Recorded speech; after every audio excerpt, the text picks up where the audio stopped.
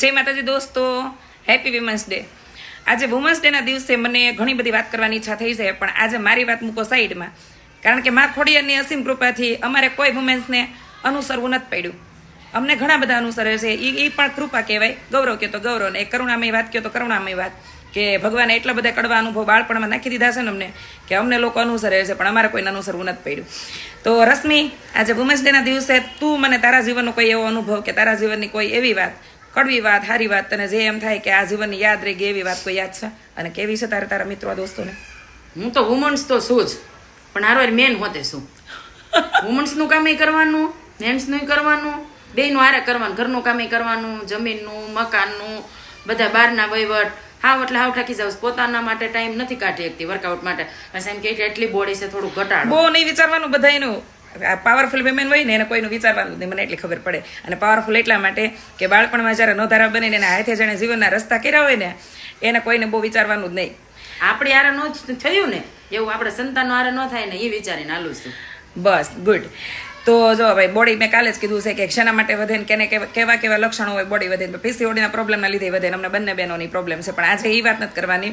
રશ્મિએ કીધું એ વાત સાચી છે કે જીવન સંસારનું ગાડું હોય ને, એમાં પતિ પત્ની બે હોય. એમાં જ્યારે પતિ થોડીક બધી રીતે નબળો પડતો હોય કે કોઈ અમુક વાતે નબળો પડતો હોય, ત્યારે પત્ની સંભાળતી હોય, પત્ની નબળી પડતી હોય તો પતિ સંભાળે.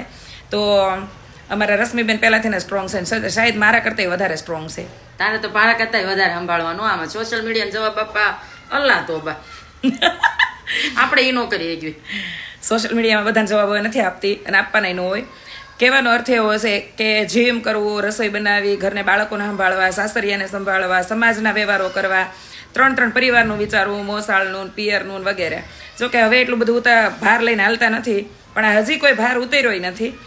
કહેવાનો અર્થ એવો છે કે ગામડા ગામમાં ગાડું હાંકતી લે છોકરીઓ અત્યારે 4 લાખતી થઈ ગઈ, એટલે જીવનના 2 રંગો અત્યારે પીધા, હજી ત્રીજો પીવાનો છે આવનારી પેઢીનો. એટલે મને એવું લાગે છે કે આપણે કોઈ બધી વુમેન્સ પોતપોતાની રીતે સ્ટ્રોંગ જ છે, મહાન જ છે, પણ આપણે આપણી પોતાની જાતનું જ ગૌરવ લેવું જોઈએ અને કદર કરવી જોઈએ. તો આ મારા એવા બેન છે કે જે જીવનનો સહારો બિના. મારા જીવનની કોઈ એવું કહે ને કે અનુસરવાનું હોય કે કોઈનું માન્યું હોય તો મારા રશ્મિબેનનો. તમે તમારા જીવનનું કોને અનુસર્યા છો, તમારા મમ્મીને, તમારી મિત્રને, તમારી બેનને, તે લખજો કોમેન્ટમાં.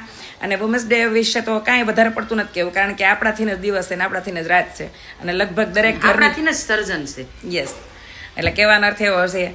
હા, પુરુષ કાંઈ નથી એવું નથી, નર અને નારાયણ, અને કે ને શિવ અને શક્તિ બધા પરસ્પર જોડાયેલા હોય, પણ સ્ત્રી એટલે સ્ત્રી હોય. ઓ ભાઈ, એ 60 વર્ષની ઉંમરે તે હારા ધૂળ ચટાવતી હોય. Happy women's day.